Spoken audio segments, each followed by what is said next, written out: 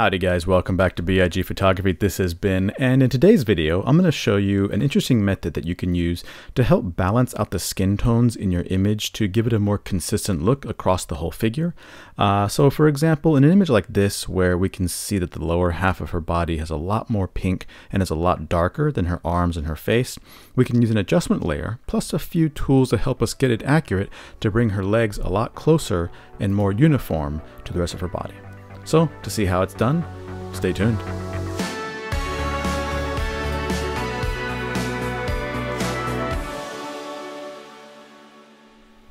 Okay guys, welcome back. So let's just go ahead and dive right in. So with an image like this, where you have a lot of skin being shown by the model, especially if they're in a bathing suit or if they're wearing a skirt or anything where you're going to see face and legs, and especially if you're shooting in a studio environment where we are using colored paper, or even if you're shooting outside in the park on green grass, you're going to get a lot of that surrounding color reflected back onto your subject, especially the parts of the body that are closest to what is causing the reflection. So in this case, we can see that her legs are closer to the pink seamless paper than her face is, and the light is hitting that colored paper and bouncing some of that pink light onto her legs, which is why her legs look a lot pinker than her face does. So what we want to do today is we want to correct the lower portion of her body to help it match better with the skin tones in her face and upper body. And we're going to do that using a few interesting techniques that are going to help you get the colors perfectly accurate. So the first thing we want to do is we need to create a merged layer, because this is where we're going to be pulling our selections from. So you can do that by going over to Layer, and where is it? I always miss it. It is Merge Visible. As you can see, I already have mine made. So what we need to do is we need to find the average value of her skin tone in her face, the average value of the skin tone in her legs, and get them to match. So how can we do that? Well, it's actually pretty simple. So what we're going to do is we are going to zoom in a little bit here to her face, and using a lasso tool, we are going to try to grab as much of the skin on her face, minus the eyes and the lips. Doesn't have to be too precise, just general area here, but trying to grab as much of the skin as you can, because that's going to give you a much more accurate average. And if I want to grab some more, say I wanted to grab some of this neck and maybe some of this arm area, let's go ahead and switch this to Add. And then I can add to the selection down here and maybe add some of this area of the arm, being careful not to grab any of the pink background or any of the black in her clothes or her hair, because we want to try to get an accurate average of the skin tones that are present. We need to make sure we don't have anything like pink or black in it. So with these areas selected, I'm going to go ahead and hit Command J to duplicate that layer. I'm going to deselect this. And let's zoom out. And if you see here, now I have this really odd looking selection of just her skin. So with that layer selected, what we're going to do is we're going to go to Filters, Blur, and Average. And that's going to give us this square patch of basically the average color that was present in that selection. So the average color that is present in her face and her arms, of course, minus the lips and eyes. So what we need to do is we need to do the exact same thing with her legs. So going back to our merged layer here, I'm going to pick a lasso tool, and I'm going to come down and try to grab as much of her leg as I can, minus the pink background. Okay, and it looks like I still have my added thing here, so I can add a little bit more if I want to add here. Maybe I might have accidentally gone a bit too far. Let me undo that. So maybe if you go too far, maybe you accidentally do something like this, you can switch it to subtract, and you can say, okay, take away that part there, and you do something like that. But I think this is good enough. Of course, the more accurate, the better. But overall, as long as we have a good sampling of the skin area, the skin tone, then it should be fine. Okay, so something like that. So same thing, we're going to duplicate this layer. I'm going to deselect it. And if I show you just that layer right off the bat, you can already see quite how pink this is compared against the white background. So using our technique we did above, we are going to have that leg layer selected. We're going to go to Filter, blur, and average. And here you can really see quite the difference between the average colors that are present in her legs and the average colors that were present in her face and arms. And what we need to do is we want to get this square to match the color of this one. So how are we going to do that? There's a few different ways, but probably the easiest way is using a curves adjustment layer. So let me go ahead and grab a curves layer, and I'm going to attach it to that leg square. So now that way any adjustments I make to this curve is going to only affect that square. So how are we going to know if we can get this accurate to that? Well, there's a tool that maybe not a lot of people use, the info panel. And if you don't have this set, you can go over to your Windows, and you hit info, and you should get this little panel here. I'm going to go ahead and pull this out. If for whatever reason you only have one set, you can always go to add new sampler, and it will add a new little sample thing for you. But right now we only need two. So what this does is you can select areas of your screen, and you'll see as I move my mouse across here, you're going to see, for example, the values are going to be changing of the RGB values. Now, if it's not RGB, you can click here and you can have it set to whatever information you want. But for us and for this project, we need to use RGB. So making sure both of them are set to RGB, we can use our mouse to kind of figure out the exact RGB value that is being selected. So using this little target crosshair, you're going to click and drag, and you're going to click and drag it over to that first face box. And you can see it puts a little target there, and it's locked in to show us the RGB values of that target area. And with our second sampler, we're going to do the same thing. Click and drag this target thing and put it down by the legs. And now it shows us the RGB value of that area. And we can see right off the bat, they are quite different. Red, green, and blue are all undervalued. You can see it's a lot darker, but obviously some of the values are different. So what we're going to do with our brand new curves that we just made is we are going to use the curves to get these RGB values to match those. And we're going to do that by starting with the top one, which is red. So going to our red channel, because these values generally fall in the mid-tone or highlight areas, I'm going to grab from this area around here, and we're going to bring up this red channel until it matches the red channel of our first target area, which is going to be 207, like that. And we're going to go down to the next one, which is green, and this needs to be at 169, so move that up to 169. Okay, and then blue is also needs to go way up to 137, something like that. Perfect. Now if we look at our box, we can see both our boxes are perfectly matched, and we have the exact same color values for here, 207, 169, 137. Perfect.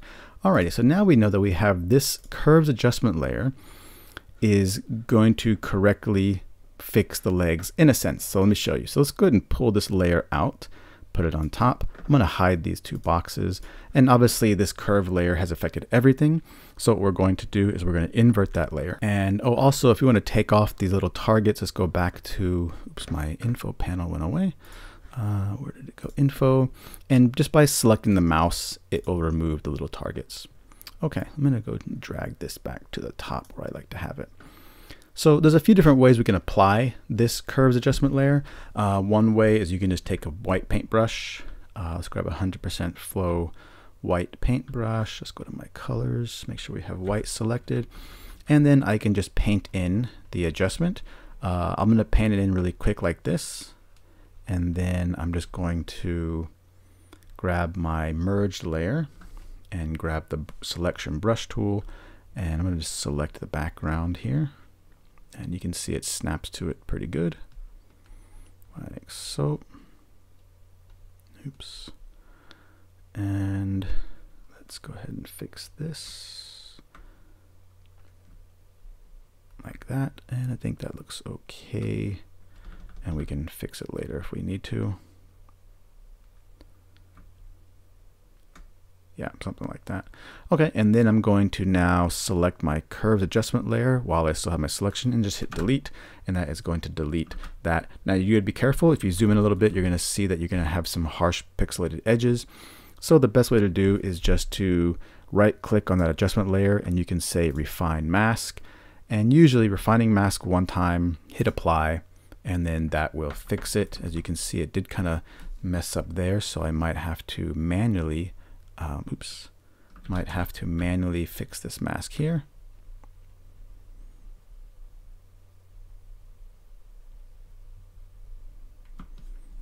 And maybe up here needs to be a little bit more precise. Okay, but that looks okay. All right, so right off the bat, we can see this is a bit too harsh, right? But what we can do now is we can play with the opacity to get it where we feel it looks pretty natural. So this was before, and now we can actually see it seems way darker. And this is after our little curves adjustment that has been balanced to match her skin tone. Now, because this is a curves, we can still do things like adjust contrast, because by making everything brighter, we've definitely lost some contrast in the legs. So we can just take our normal master selection and maybe like bring some parts down, maybe bring some parts brighter to make the contrast a bit nicer or a bit more natural. And because we are working with a very bright pink image, it is really difficult to completely take out all the pink, because especially down here in the lower leg area, you know, the light is hitting this pink paper and bouncing right onto her skin. But we can lessen that effect by basically taking out the magenta pink area in this color, and we can do that by basically adding green. So if I wanted to grab a picker, let's go ahead and grab the green channel. Let's go ahead and pick her and maybe grab that calf area and then just kind of add a little bit of green to it.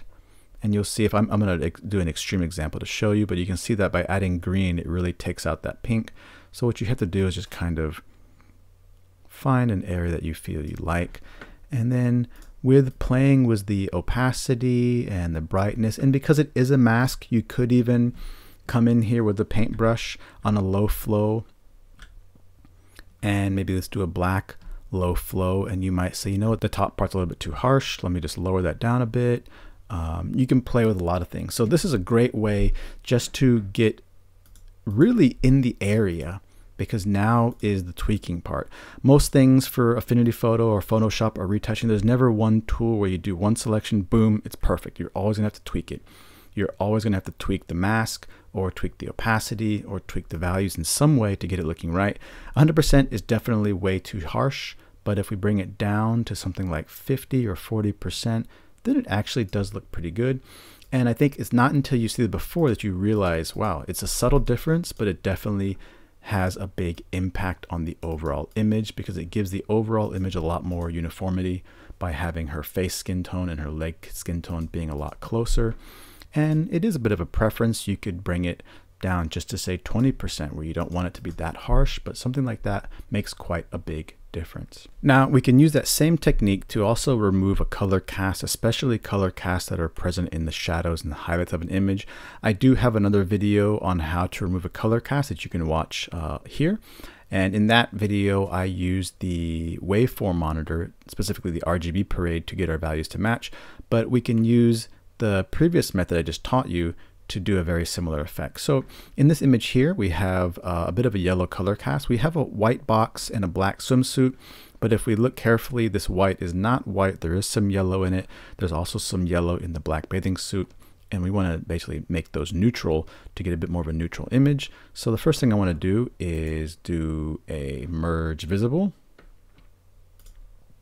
to pull our samples from, and using a lasso tool, I'm going to go ahead and just grab a big section of this box, maybe even some of her sock, and something like that looks fine. Duplicate that, deselect it, and we're going to repeat the average blur, and there we have a white box.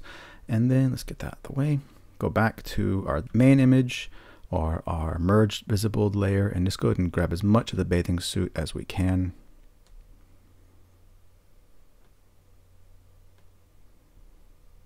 And duplicate, deselect, and repeat that. All right, and so now we have our black and our white, and let's zoom in a little bit here.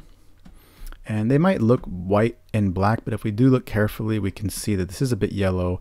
And if we were to take our little info panel and drag this first target area to there and our second one to the dark area, you can see that they are not actually white, because if they were totally neutral, all the numbers would be exactly the same. But here we can see that the red channel is quite overpowering, and on the dark area, the blue channel is quite overpowering. So we need to basically even those out. So how do you decide which numbers to choose? I usually just kind of pick something that's kind of in between. So red channel, we have 230. The blue channel is at 219, or we'll say 220. So I'd say maybe somewhere around like 225 would be the number we're looking for. So this time I'm going to make a curves adjustment, but this curve is going to be over across the entire image to help balance it out. Because we are dealing with the whites, I'm going to be using the right side of the curves adjustment layer to handle the whites, and the lower half, or the left side, to be doing the shadow area. So starting with our white, what did we say? 225 is what we're aiming for. Let's go ahead and go to red. Let's drop that down to 225. Green, let's bring that up to 225. And blue, let's also bring that up to 225. Okay, now we have a neutral white, and we can confirm that by seeing 225, 225, 225 are across RGB. Let's do the shadows now, or the blacks. So let's see, what do we have here? Red at 38, 34, not too bad. So we got red 38 and blue 48. So it's 10, so a difference of 10. So we just add 5 somewhere in the middle. So add 5 to the lowest value, subtract 5 from the highest value. That's going to put us at 43. So let's go ahead and do red. And this is not a science, this is just my method. There's other ways to probably do it. This is just the method I've been using. I'm sorry, we're in the dark area, right? So red, we want to go to, what did I say, 43? All right, write it up, 43. Green is going up to 43. And blue is going down to 43. Alrighty. So now what we're looking at is, I'm not sure, well, I think it's quite visible when you do a before and after, but here's the before, here's the after. Quite a visible difference. Now we know we have neutral black and neutral white. Let's go ahead and zoom out, turn that back on. Now I can go ahead and just hide these real quick. And you can see here, oops, we did kind of remove that color cast. Let's go ahead and get rid of these targets by selecting the little mouse cursor. And you can see that now we have a truly white box, a truly black bathing suit, and it did get rid of a lot of the color cast. Now it did also remove a lot of the yellow and red that was in her skin. We can correct that by kind of coming into our blend options here, was that curve adjustment layer. And let's say, for example, I don't want it to affect the midtones. I want it to just affect the highlights and the darks. So I'm going to go ahead and grab right down here in the middle and pull that down. Now let's go something over here maybe. And let's do like this, and same thing over here. Maybe like so. Okay. Alrighty. And so as you can see here, what this is doing is, this is the left side is my darks, the right side is my highlights. And basically that blend layer effect is 100% affecting the dark value from about 0% to maybe, what is that, like 15 or 20%.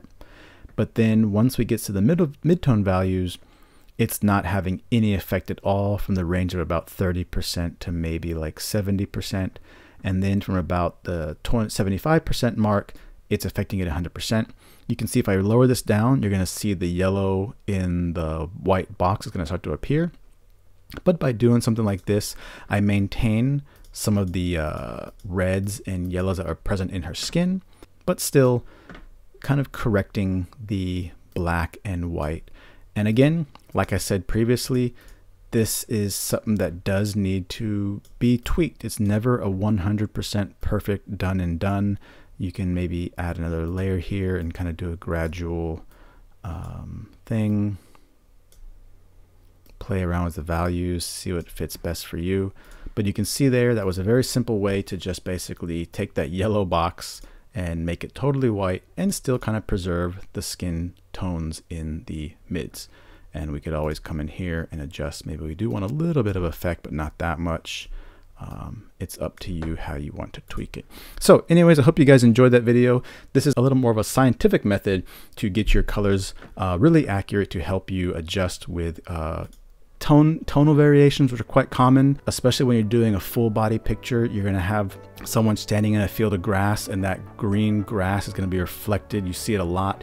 You see a lot of portraits that are taken in the park where you've got the shadows of a very green color cast because the sunlight is bouncing off the green grass, bouncing under the skin.